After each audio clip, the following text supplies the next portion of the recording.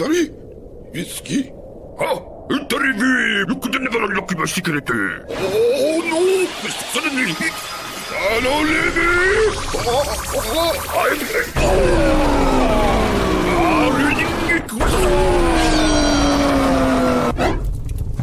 Let's begin. Indeed.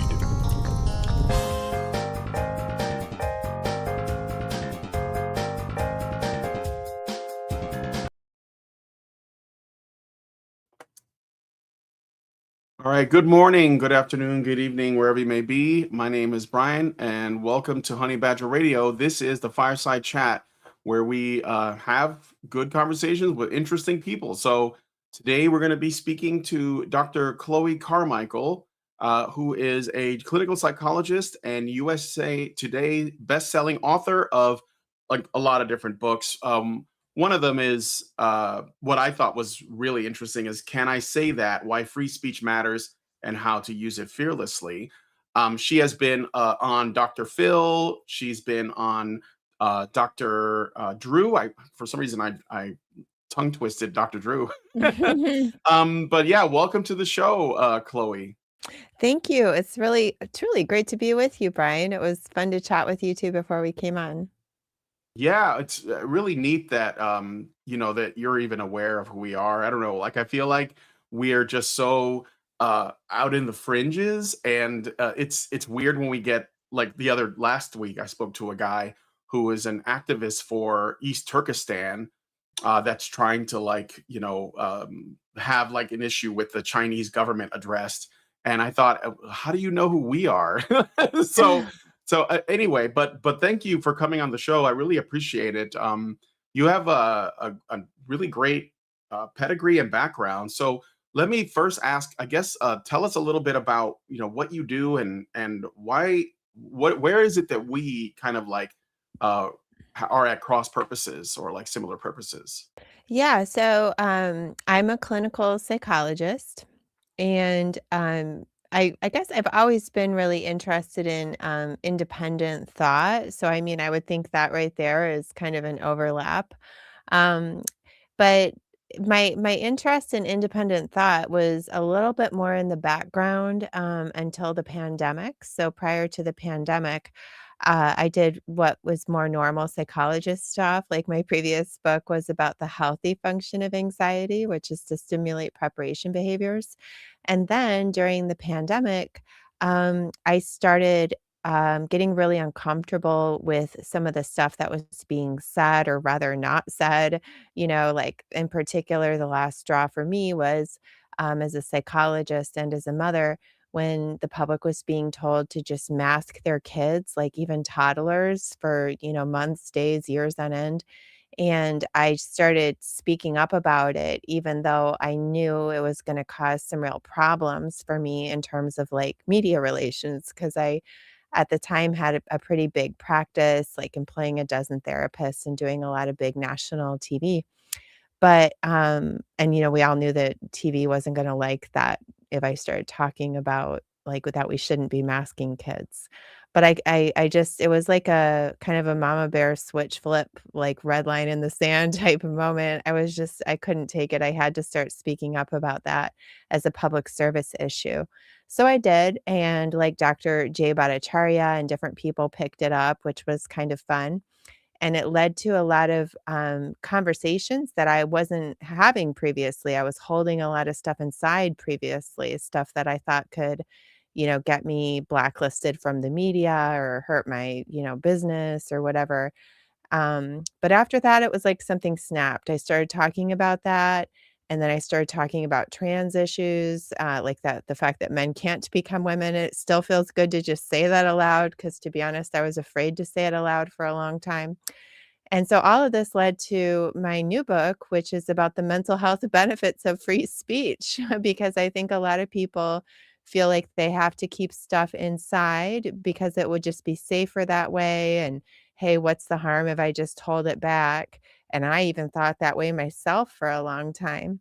And I finally realized it's truly better for us mentally, emotionally, socially, societally, if we just speak up. So that's why I'm here.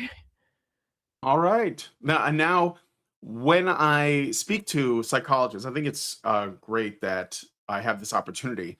One of the things that I think of, and this is also, I guess, in line with that, like you know, like speaking out, because there's sort of like this.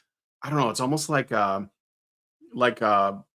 mythology that we have to live under, where there's certain things that are just completely like, like the conversation is done and dusted on. We can't bring this up again. And I think, yes, COVID kind of tried to like speed run that from the moment it started happening to like, not only were they were asking kids to mask up, but they were isolating them from their classmates. They had to stay home, or if they did go, they were in these like, I've seen pictures anyway of people in like little bubbles of their own little isolated spaces. And I wondered what were going to be the negative effects of that. And so one of the other things I think about is the men's mental health. And I don't know if you have talked a lot about this. I presume you did, because this is what you do, and you know who we are. And it looks like there isn't a lot of help for them, even from the American Psychological Association. And I wanted to know what your thoughts were on the APA's guidelines on traditional masculinity for, what they call, I guess, pathologizing traits like stoicism and competitiveness. How do these kinds of narratives, would you say, impact men's willingness to seek help? Yeah, oh, I am so glad that you brought that up. And yeah, I actually did talk about that some through PragerU. They did a documentary called something like Men and Masculinity or something. And I, I talked about the issue of toxic masculinity, or so-called, toxic masculinity. But yeah, it's a good documentary. And if you're a Daily Wire member, now you can actually get it through the Daily Wire app as well. I noticed they have some kind of a partnership with Prager, it seems. Hmm. But yeah, that's definitely something I talked about, is those ridiculous guidelines about, toxic masculinity. To be honest, it's all kind of embarrassing to me at this point, like being frankly a psychologist in some ways, because I feel like my whole profession has, disgraced itself with all this, incredible nonsense. And yeah, as you said, like pathologizing stoicism or competitiveness, or, I mean, and it's so weird too, because the same people that are telling us that men and women are like social constructs in the first place, but then at the same time, all of a sudden it becomes very real if we're talking about actual men, like then they have something to say about it. It feels so circular and soft. And as you said, they're not only, quote, what you said, not a lot of help. I believe they're actively harmful to men, and in counterpart, therefore, to women, because I've also worked with women that have felt, like there's something wrong with them, that deep down inside they have this desire to, like, be with a masculine man and make him a sandwich and enjoy motherhood and enjoy, being a wife. And so, robbing, society of masculine men obviously hurts men, but it also, I don't mean to like make women the victim here. I'm just saying it's not good for men or for women. It's really messed up. And Yeah. yeah, I have a lot to say about There, that. there seems to yeah, so there's definitely with the APA, and I guess there's I don't know if it's a lack of oversight or an unwillingness to look at, like different kinds of data, or conduct different kinds of studies that look at different, behaviors or other phenomena. But it does seem like it's going to create an inevitable contradiction where they're trying to suppress a certain kind of masculine behavior, which is just normal for men. I mean, they pathologize it, they exaggerate it, they strawman it, right? They paint a picture of like a lumberjack that cuts down trees all day and slaps his wife around when she doesn't like make the casserole the way he likes it or something. But it ends up, the way that it's applied, ends up just basically just tarring any kind of positive masculine behavior. And this does put women in a weird position because it they never say to women, okay, you have to make, like your choices for a mate have to fit within the new parameters that we have put men into, because they know if they do, women won't prefer that, because I think the average woman wants the average man, and that comes with average behaviors, if that makes sense, right? And the best thing to do is just leave people free to just decide what they want without pathologizing anything, so that even though they haven't explicitly attacked femininity, they do by extension when they attack masculinity, because women want men who are men, right? And so it's going to have that effect no matter what. Yeah, and by extension, just like they have this reflexive reaction, it seems, to tear down or belittle or devalue masculinity. There's this, similar reverse thing of trying to elevate, really aggressively anything that's feminine. There's a man named Michael Anton who coined a really wonderful phrase called the celebration paradox. And what that refers to is that if you were, for example, to say, there's a lot more women on the judiciary bench these days. You find a whole lot more women. And so the, judicial system has become a lot more compassionate. It's okay to say that, just for example. But it's not okay to say, there's a lot more women on the bench today. And it has caused the judiciary system to be a little bit histrionic. Like you can only comment on a change that's been brought about, or, aspect of women, if it's positive. Otherwise, it's sexism.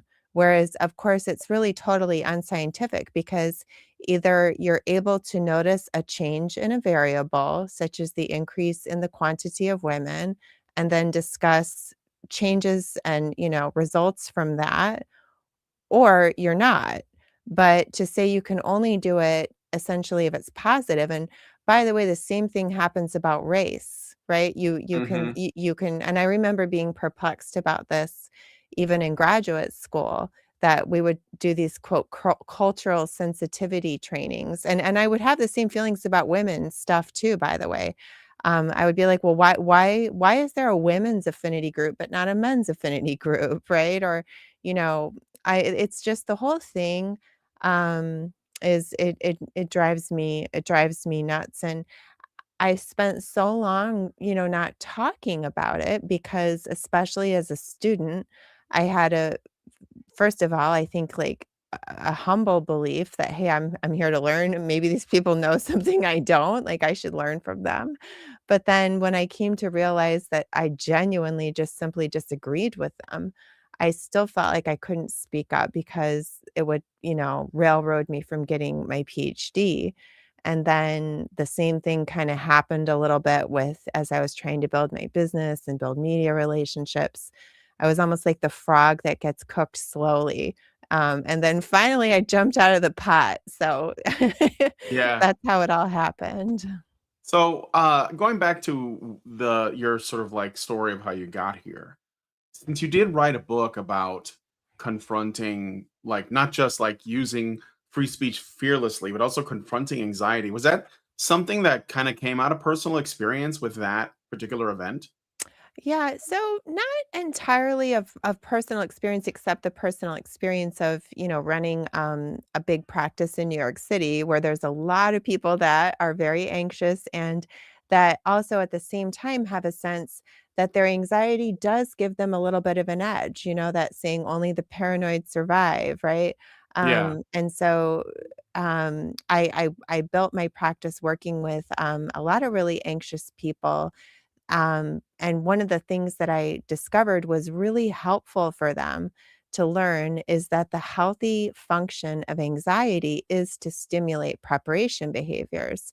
And that helped them a lot, because otherwise, what was happening is they would come to my practice and say, Dr. Clay, help me how to get rid of my anxiety.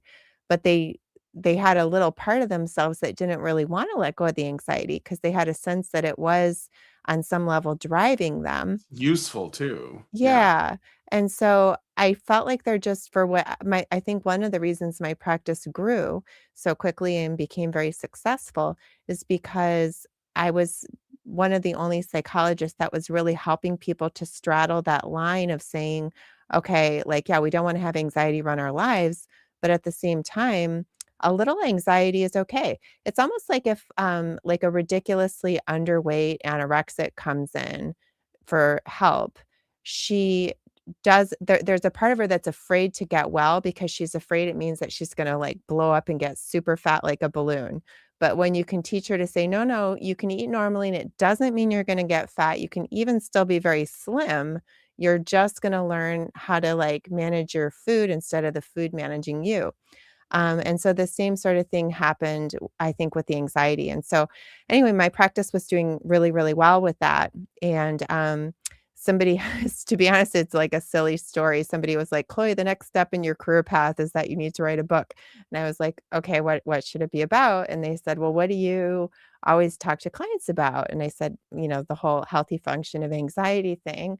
And they said, "Okay, well, what are the techniques that you explain?" And so I put in, say, the 9 most, popular techniques, and the book did really well. It's in 5 languages now. And it got an endorsement by Deepak Chopra, so it's a great book, but my new book, it really was more of a passion project. My first book I knew was gonna, be very widely marketable because everybody has anxiety and it's, like, not a controversial topic. But my new book, which I think you have on screen right now if I'm I seeing do. correctly, um, that one got me dropped by my big publisher. It got me dropped by my fancy literary agent, and I knew oddly enough, that it was gonna be controversial to try to talk about the mental health benefits of free speech. I think that's because my profession leans literally 90% plus to the left, and for Mhm. whatever reason, free speech is currently coded as a right-wing issue, and so there's just not many psychologists talking about it, which is frankly why I think we need to talk about it because otherwise the narrative from psychologists seems to be let's put speech codes on because we need to tamp down hate speech and bullying and that will be better. We'll work on safe spaces for everybody and that will be psychologically good for us. And I think the opposite. And I think that a lot of my profession has got blinders on from like political foggers or something. And so I'm Yeah. trying to pierce through that. So, yeah, the book is called "Can I Say That? Why Free Speech Matters." So, I want to know. You said that you talked about the psychological benefits. I am a free speech absolutist, and I have never felt so free. But I don't really like know if that's just like a me thing or what.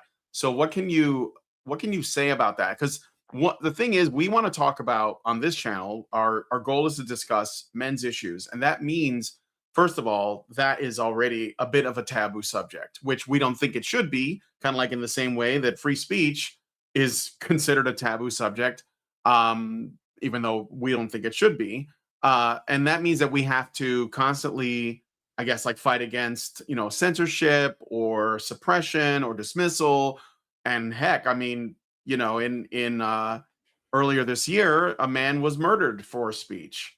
And when we saw that, I mean, I wasn't that surprised because I know that censorship tends to be a precursor to murder because if it doesn't stop someone, eventually they'll take extreme measures to silence you. And I know that's a dark thing to talk about, but Mhm. I think it's true. But I'm curious about what the like what does your book say or in short, and I suggest you guys check it out. I put links in the description to all of your to your website as well as your book Thank about what the like why free speech is beneficial to us. Yes, well, I mean, you said so many important things I there. know, I know, I do No, that. yeah, I mean, I love that. And so I was just jotting down some notes as you were talking because I wanted to like make sure I really capture on all of that. But yeah, so first of all, I totally agree with you that we literally, well, maybe not literally, it's virtually set the table for violence when when we when we tamp down on speech, when we don't allow people to talk, which is the opposite of what the left thinks is going to happen, right? They think that by putting on speech codes, we will reduce hate speech and bullying and have this kinder, gentler society. Or at least that's what they say they think. Who knows if that's really what they think? It could just all be like a strategic method to control people wrapped in flowery language. Like, Hmm. but like if I take them at their word, it's with a well-intentioned goal. But yeah, I mean, when we can't use words to solve our problems, we're more likely to bottle up our problems and then act them out Action. with violence, yeah, or just other more socially hostile behaviors than, just simply having a heated exchange with somebody. So I just wanted to mention that I think it's really important that, for example, the same group of people, which is happens to be people who identify as very liberal, I discuss this in my book, they're statistically more likely to do what I call the 5 Ds, which is to defriend on social media, distance or drop contact in real life, disinvite a speaker, or decline to date across the aisle. They are also the same group of people is 2 to 8 times more likely to endorse political violence. And I really think that those two things are related. So, Charlie Kirk always said, when people stop talking, like that's when we're going to have the violence. And I really agree with that.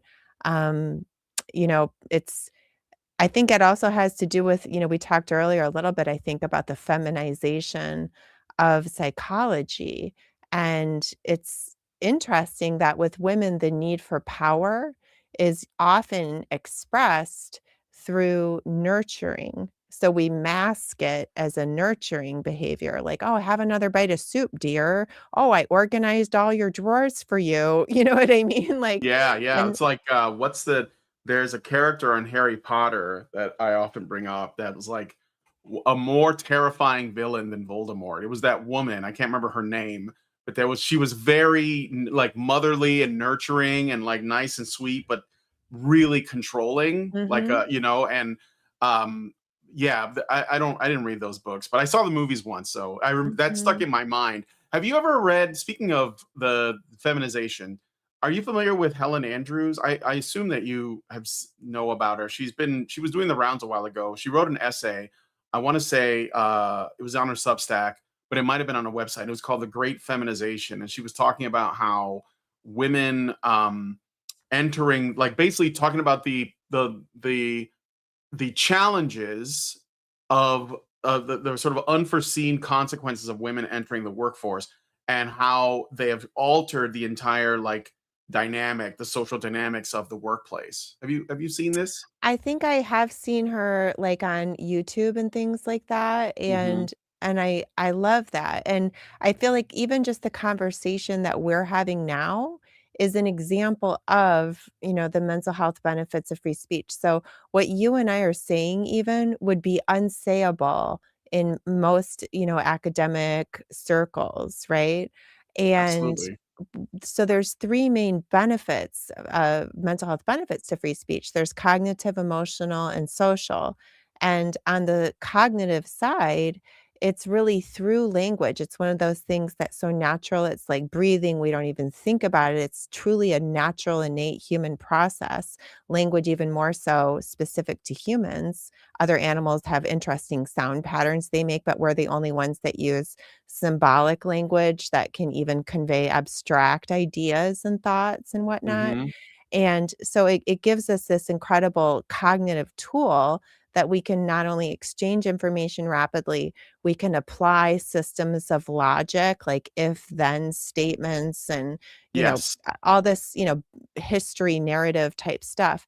And Yes. so when we suppress language and dialogue, we really start messing with our cognitive abilities, just the same way that if you cut off a few of your fingers, it would interfere with your ability to use your hand as nature intended it.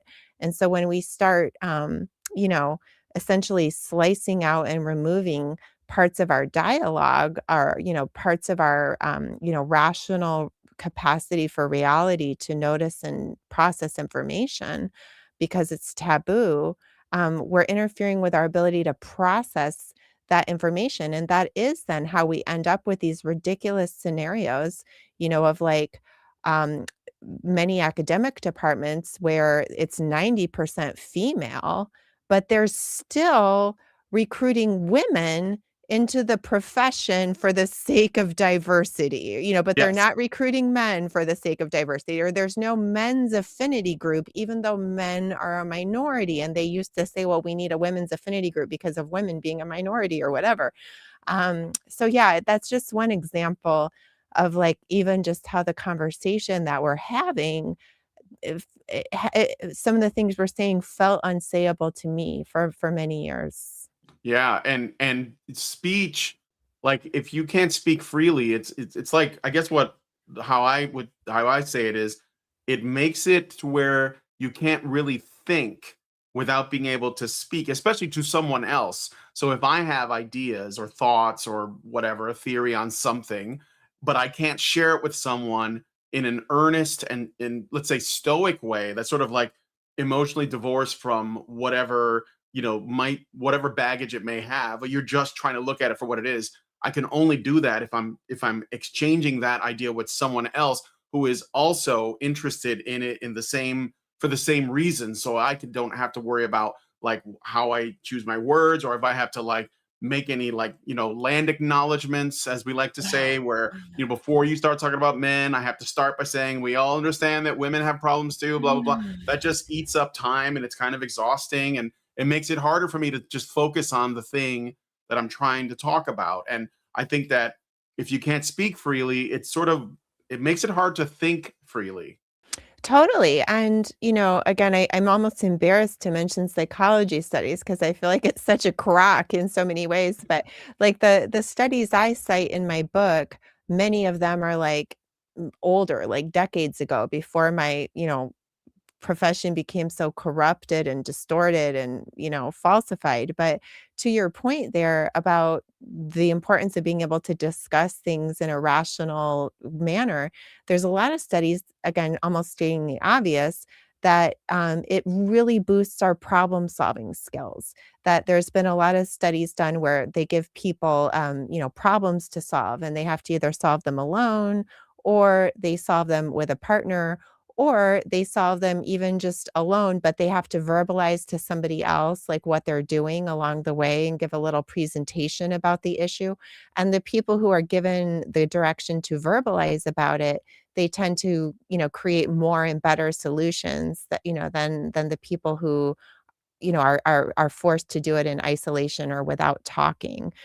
Because again, it's just one of our most innate tools. We have specific regions of our brain that are devoted to the production and the comprehension of language.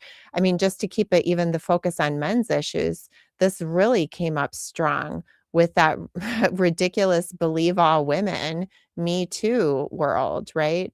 So that's back when I was a little bit still in the closet about being like a real person with real thoughts. And so the Yeah. media would call me for my thoughts about the Me Too situation. And I never said anything I thought was untrue. So I would give them the comment that they wanted about, how, of course, sexual harassment is bad, blah, blah, blah. But I would never say to them the part that I knew that they didn't want to hear, which is that, of course, women also sometimes lie. Women can make stuff up.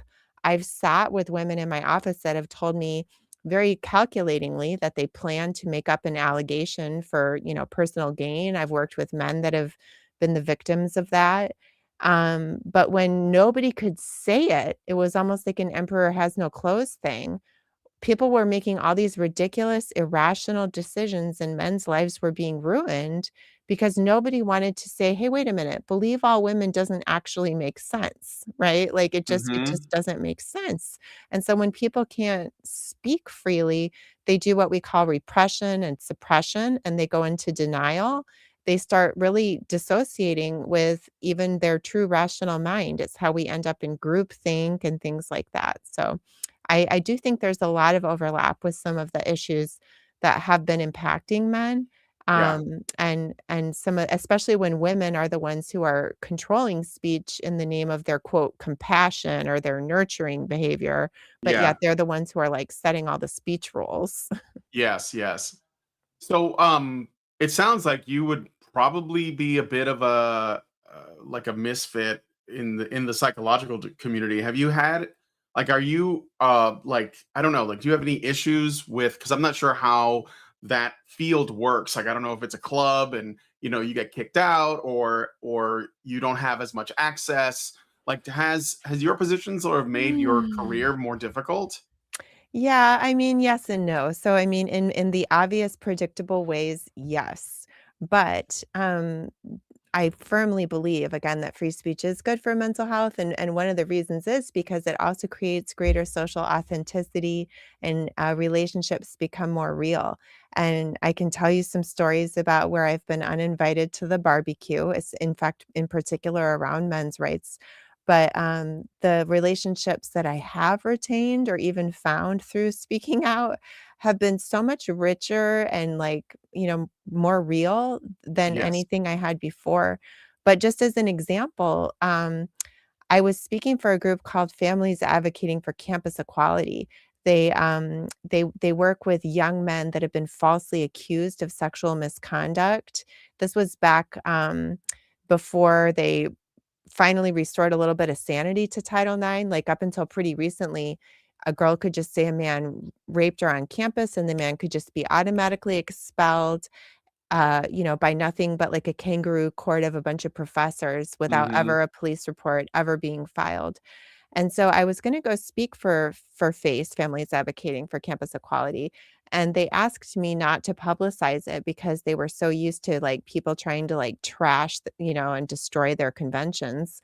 So I didn't mention it to anybody, but I wrote into a listserv for psychologists, a very big and prominent one, and I just said, "Hey, I'm looking into research about false allegations of sexual misconduct and wondering," asked a few questions about it within, like, literally an hour, somebody wrote in with a flyer from this event, which I didn't even know that there was a flyer, but they were like, "This is what Dr. Carmichael's asking. I suggest none of us should try to help her with this, awful project." And, like, it was from there, it was like this huge pile-on. You would have thought I was asking people like I'm going to a puppy kicking convention. Can someone, like, like, it was insane. And so I then Yeah. went and spoke, and then afterwards, at the convention, I met with young men that all of them had the same story. It was heartbreaking that they'd been accused, falsely accused. They went to a therapist to try to regain their life back.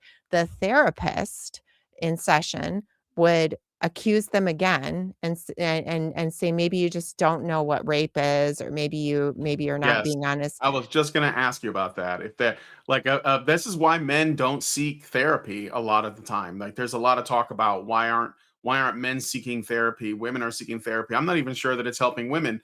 And it's stuff like this because they go in and they're already the bad guy.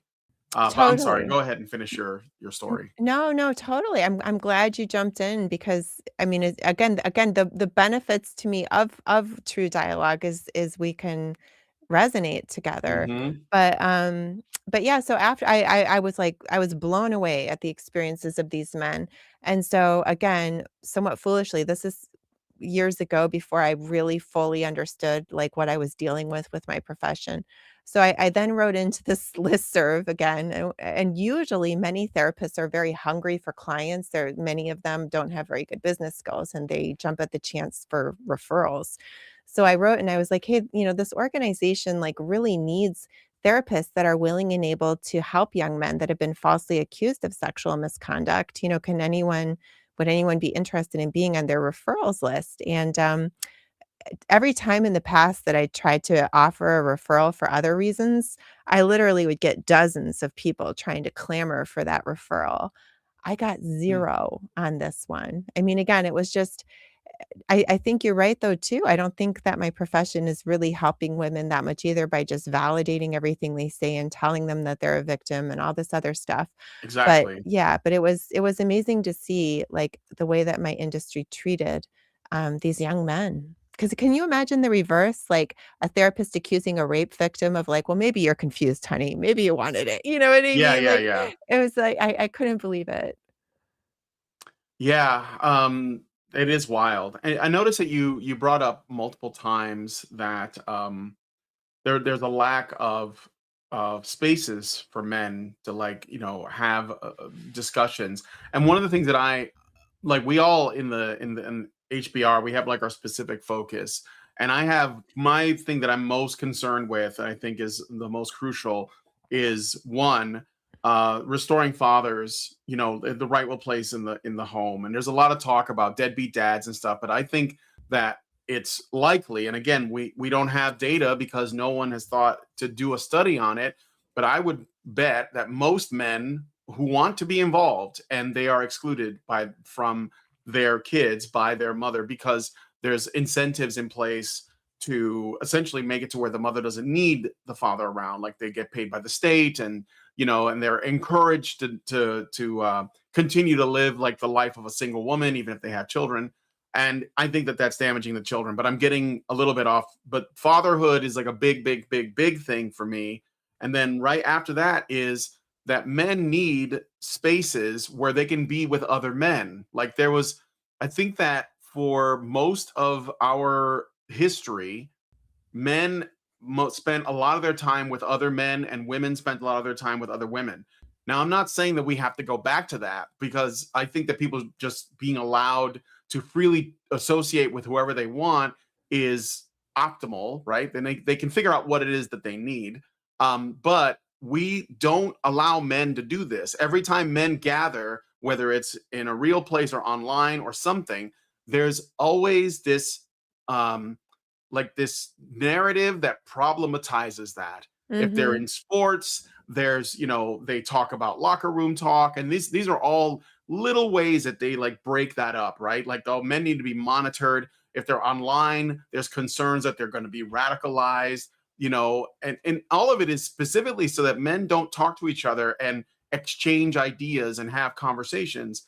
And I think this goes back to kind of like looking at the other side of what we were talking about with the way that women communicate. I think that there is some value in the way that women communicate, because it is to build, let's say, they create the social boundaries when they communicate with each other. It's like this, this is what we're going for, and this is like, I want to create a comfortable space for women. And I think that there's probably, it's inherited from ancient traditions of like raising children and stuff like that and building community.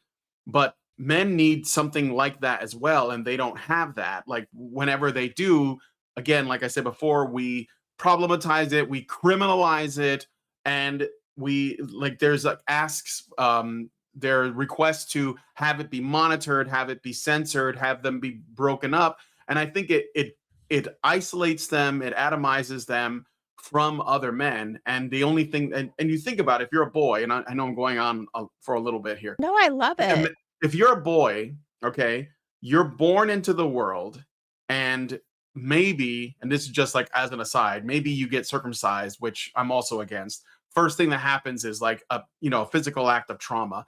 Then you are growing up around there's a pretty good chance that you only know your mother, you don't know your father.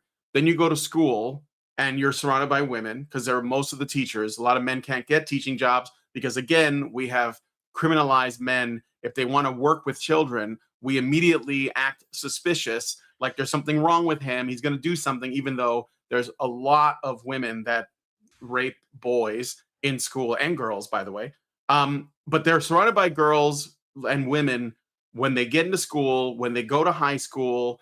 They can't, they're sort of kept away. And especially this young generation now, after what happened during COVID, they're even more like isolated. They're masked, they have to stay at home, they take classes at home, whatever.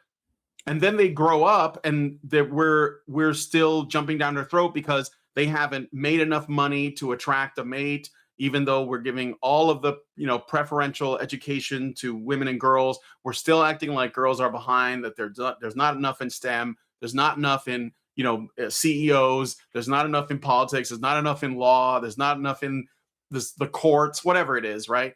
And these boys are growing up in this world, which is extremely feminized, and it's making them like confused because they don't know what it means to be a man. So they're trying to figure that out. They feel, I think that they're experiencing mental health problems that people are not only not talking about because they haven't decided to like look into it, but they don't have a solution for, because most of the mainstream psychological help is not engineered to help men as they are. It sees them as a problem, right? As opposed to having problems. So when they do become, let's say, dysfunctional as a result, instead of looking inward and saying, well, how did we contribute to this problem? It's just, oh, this is what men are. So it's almost like they create the problem and then they point to the men as the problem when that actually manifests, which usually doesn't. I'm sorry, I went on a long thing, but I mean, I don't know what you think about that. No, no, I thought you again were just layered in there. I was making some notes as you spoke just so I could try to like really keep up with you because I think you said a lot of really important things there. I think you're right that when men, gather in their spaces or their private spaces or whatever, it is almost always viewed in a pejorative manner, like, oh, it's the manosphere, it's bro culture, it's the boys club, it's you know what I mean? Like, whereas with again, it's that celebration paradox, but if women do it, it's like, oh, well, it's women's spaces, or The even sisterhood. explicitly like free of men, like as if, like it's better Yeah. for, It's Sex and the sanitized. City, right? Yeah. Yeah. Yeah. So I think you're right. Just even the labels there say a lot. And you also pointed out importantly too, legally, like it truly still baffles me. And I still do a fair amount of corporate speaking. And I've, in the spirit of my book, I've just decided to like I want to say as a sidebar, my goal is not to say we should have no filter. So it's not as if I'm saying I now have no filter, but my goal is to say that we should be a little bit more outspoken about things that are important to us on a values level. And so therefore, even though I've been a little nervous about it when I'm speaking on this topic, even in corporate settings where I know they probably do have a women's committee, but not a men's committee, I'll still bring that up. I'll be like, like there's things that we feel we can't say. Like, why do we have a women's committee, but not a men's committee? And it's been interesting to see that even despite that, HR has still been like inviting me back, which has been like a little bit of a surprise. It's been a little weird, but Mm. so maybe things are opening up. But I just wanted to go back to what you also said there, because again, you said so many, I think, important things. You talked about too that when women, do gather, what that's like. And I can't tell you how often, unfortunately, when women do gather, phrases like, well, men are pigs or whatever, like that kind of thing can be said. And it's So it's you're saying when women gather, there's like they start ragging on the men in their lives, complaining about men in general, that kind of R thing? they often do, not everywhere, like, and Yeah. I'm so pleased to say we recently relocated to Florida, and I'm homeschooling, and I've, connected with a group that specifically describes itself as conservative Christian homeschooling families, and it's been so wonderful when I'm with the wives there. If they talk about their husbands, it's in a positive way to say how much they appreciate their husbands and whatever. Like, not to say everybody's marriage is perfect, but there's a love and a respect for men that isn't I hadn't found to be present in, women's networking groups in New York where I was Yeah. before, for example. And so, yeah, I wanted to say, to your point that when men gather, it's often viewed with these pejorative labels like manosphere or bro culture or whatever, but that when women gather, it's not only viewed as positive, but then even within the group, there's a lot of negativity about men.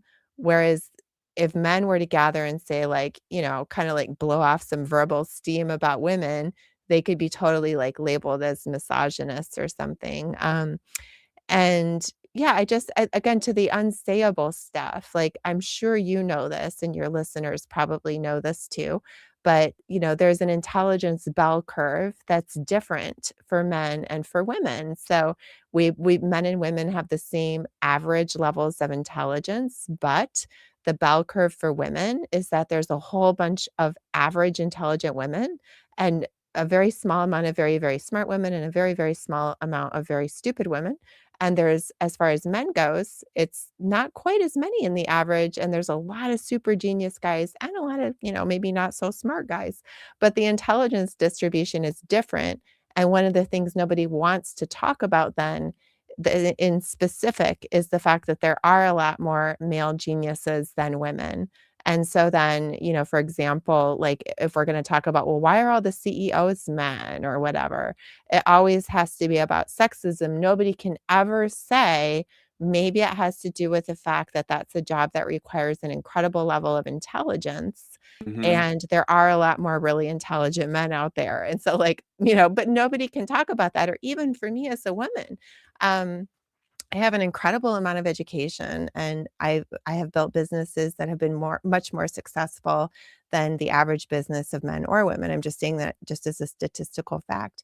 But I when I became a mom, it was always like my secret desire, you know what I mean? And now that I am a mom, frankly, I have almost 0 employees now at this point. I barely work at all, and I'm so thankful that my husband, provides for our family.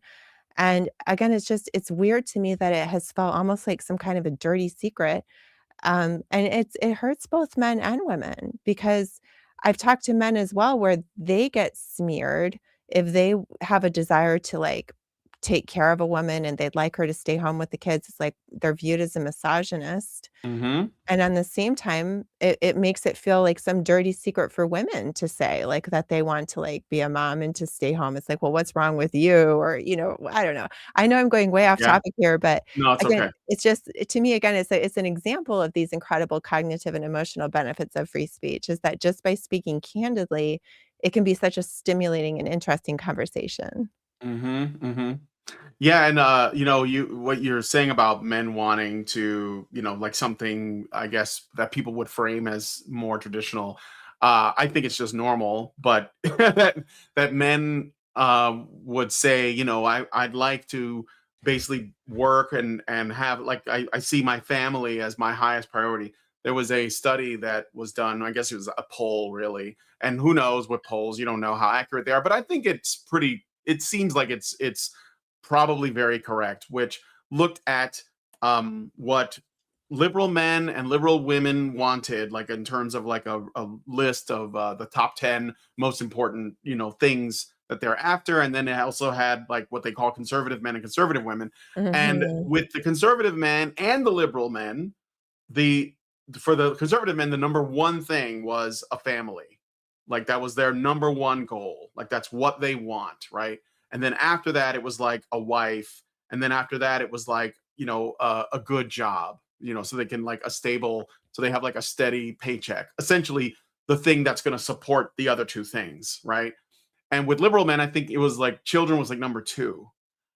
So what's interesting is that there's a lot of talk about the political divide in terms of like, oh, Gen Z is this and that. But I think men are basically not changed that much in terms of what they want. I think even liberal men, they just have more of a, let's say, an egalitarian worldview, but they still want the normal stuff, and they're working within this kind of, let's say, feminist paradigm of supporting women, whatever it is that they want to do, because they don't want to be called sexist. That's ultimately what a lot of this um, boils down to. Why people are controlling their speech, why speaking freely is so important, is that people are so afraid of being seen as bigots that it already does the good job of like controlling their language right at the outset. But I just wanted to like support what you were saying about what men want. I think that most men, that's it. Like, and they're trying to navigate a minefield of, like, what do I say, how much should I have, how tall should I be, etc. But it's also like, is she gonna think that I'm a misogynist because I want, children? Like, not even necessarily a stay-at-home mom thing. Like maybe they'll be willing to work with you and whatever. I mean, in this economy, that's not exactly like, let's say it could be seen as not viable depending on where you are. But Mhm. but I think that, men having preferences is basically a problem for them. Yeah, I saw that poll as well, and, specifically, it was male and female Trump voters versus Harris Yeah, voters. Harris Yeah. voters, yeah. Yeah, and, it's interesting, again, because as you said, the Harris voting women had put having children as, like, literally last or, I think something like. abortion was, like, higher up. Like, Yeah, of, yeah. like, what was it what they wanted, and that is the same group of people that ranks the highest in terms of self-reported mental illness, like Mm, depression and anxiety and whatnot. So, again, coming back to my book, but, like, no, I wrote the book because in my opinion, this is such a live topic for me. It's something I just think about a lot. And having worked as a psychologist in New York City for 20 years, I worked with a lot of young liberal women who like to see psychologists. It's kind of the vogue normal thing to do there. And th I believe that they truly felt like it was unsayable to say that they wanted to have children or to say that they wanted to stay home or whatever the case may be. And I, again, think that when they have to push that down so much because again, it's like saying you wanna kick puppies or something. They when you dissociate and push down so far what you really want, of course it's gonna manifest as depression. It's gonna manifest as anxiety because they've had to push down. I don't believe that they really truly don't care about wanting children. I believe that they've been told that so much and unable to say it so much that yeah, they've disconnected with what they really want. And so therefore, the more they climb the corporate ladder or, go to abortion right rallies or whatever, the deeper and lonelier sadness is being cultivated on the inside. Because when we can't be conscious and talk about what we really think and want, we're powerless to act on it to achieve it. And a sense of helplessness is actually one of the hallmark symptoms of depression. And again, the healthy function of anxiety is to stimulate preparation behaviors. So if you can't be conscious and say what you really want because it's not politically correct, of course it's a recipe for depression and anxiety, which is what young liberal women are, by self-report, most depressed and anxious group of people. mhm, mhm. Yeah, and, they're trying to, like, have 2 things at once, like, there's, like, what they actually desire, and then there's what they're told they should desire, and they don't want because they're more agreeable, they don't wanna rock the boat on that front, so they kind of try to talk themselves into, doing the girl boss thing and holding off on, like, what they kind of want because they were told that it's bad. Does that make sense? Totally. Yeah. And then of course the men who want that stuff are bad too, right? Yeah, So, yeah, and yeah. then those guys just get told that to their face that they're just bad. Yeah.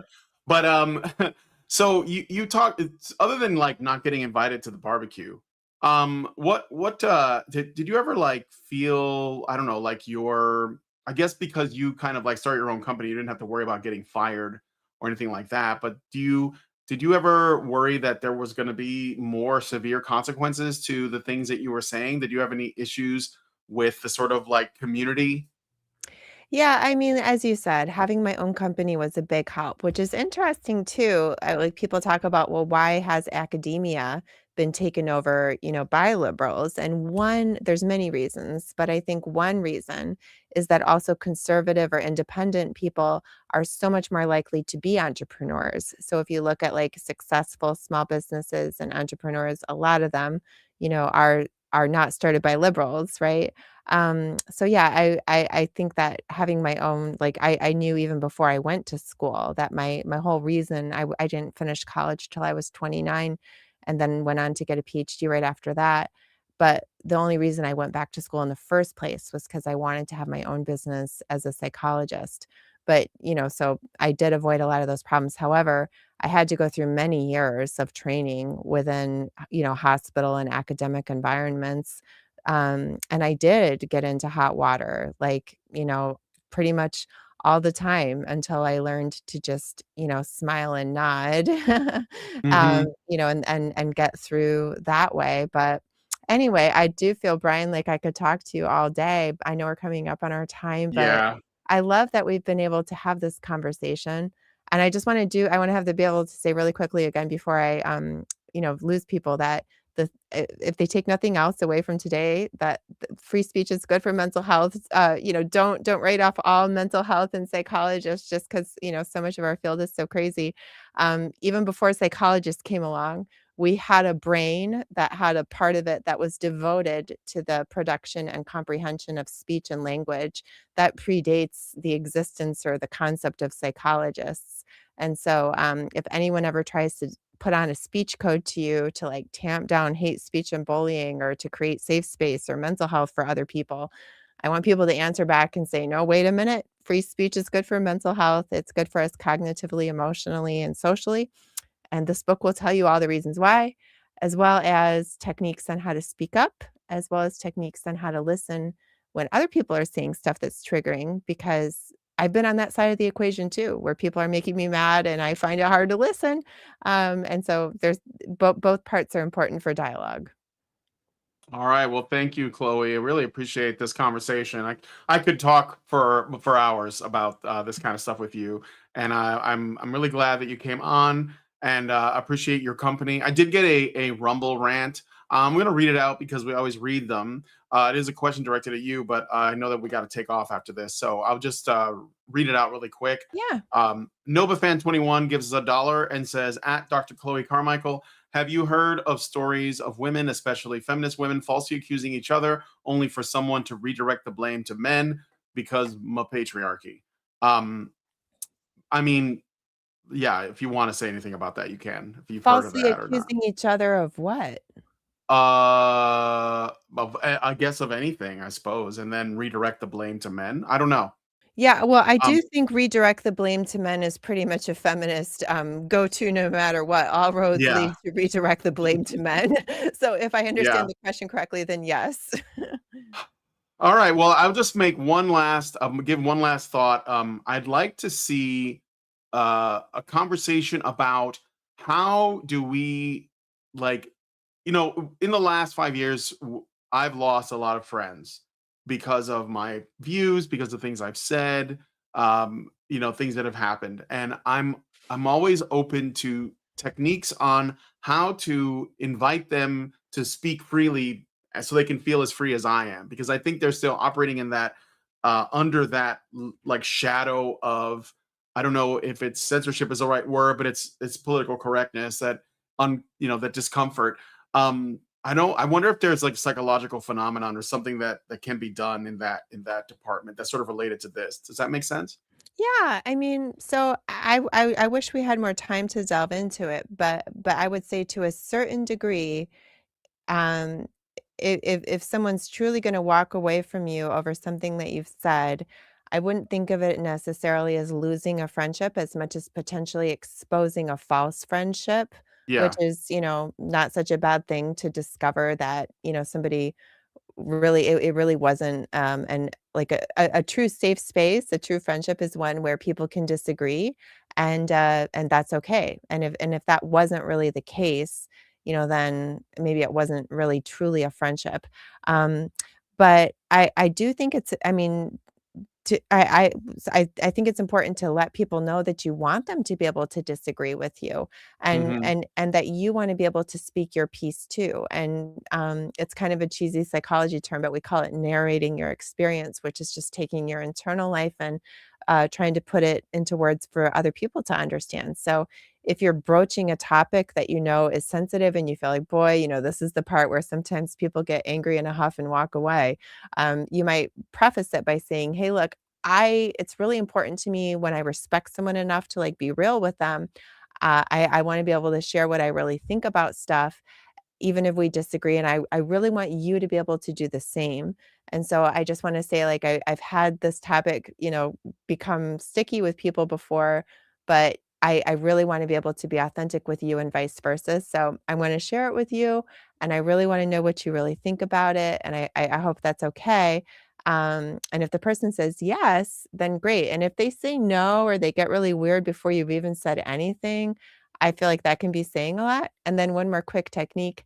This one's from couples therapy, but I think it works in many other situations too, where to make sure we're not talking past each other. Because when we get upset, our heart rate, if it goes above 100 beats per minute, we're cognitively not processing what the other person says. This is why people have to practice fire drill exits, because in a moment of panic, they forget how to exit the building, right? Mm-hmm. So what you do is, person A like says their piece, and then person B just repeats it back is says, okay, before I just want to repeat, you believe A, B, and C for reasons X, Y, and Z. Is that right? And then person A either confirms or clarifies. And then you switch hats, and person B will say, well, I actually feel this way about the issue for reasons D, E, and F.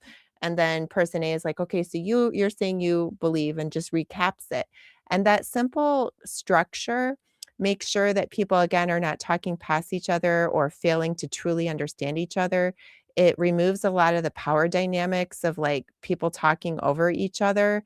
And it just gives a little bit of structure to make sure that everyone's really actually putting their thoughts on the table and being heard. Yeah, very well said. I like that. I'm gonna think about that. I'm gonna remember that. All right. So sorry this went over, Khloe, but I Yeah. appreciate you coming on. Hopefully we'll have you on again sometime. We can talk about some other things. I don't know what you think about that, but I Love had it. a great time. Good. Thanks. Awesome. Me too. Take All care. right. Bye. Thank you. All right. Well, let me just wrap the show up here. Thanks, guys, for coming on the show. Thank you for the lively conversations you guys are having in the chat there. If you guys like this video, please hit like, subscribe if you're not already subscribed, hit the bell for notifications, leave us a comment. Let us know what you guys think about what we talked about in the show today. And please, please, please share this video, because sharing is caring. You'll find links to all of Khloe's books in the description and her website. So, check those out, please. And thanks, guys, so much for coming on today's episode of the Fireside Chat. And we'll talk to you guys in the next one. Men's rights activists are machines, dude. Okay? They are literal machines. They are talking point machines. They are impossible to fucking deal with, especially if you have like a couple dudes who have good memory on top of that too. Holy shit, you're fucked.